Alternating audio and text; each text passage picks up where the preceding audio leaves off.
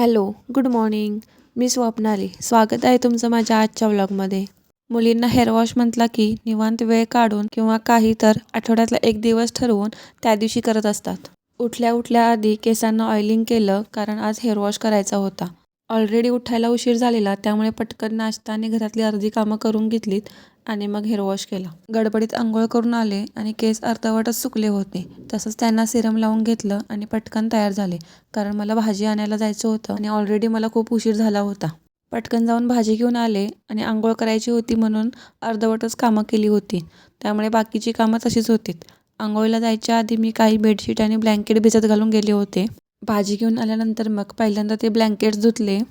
सर्व ब्लँकेट्स सुकत घालायला जागा होत नसल्यामुळे मी गेले 1-2 दिवस रोज 1-2 धुते आहे. अजूनही 1-2 आहेत जे उद्या धुवायसाठी ठेवले आहेत.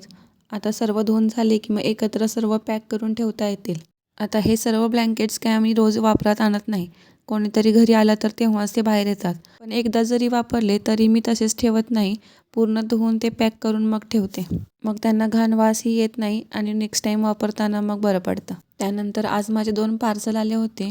एक होतं हे ट्रायपॉड ज्याची क्वालिटी अजिबात चांगली नव्हती आणि हाईटलाही खूप कमी होतं. म्हणून मग ते मी रिटर्न केलं आणि दुसऱ्या होत्या या काचेच्या बॉटल्स ज्यांची क्वालिटी खूप छान होती. पण त्या माझ्या हातात किती दिवस टिकतायत हा वेगळा प्रश्न आहे. धुवून ठेवता ठेवताच 2दा नळाला लागून फुटता वाचल्या.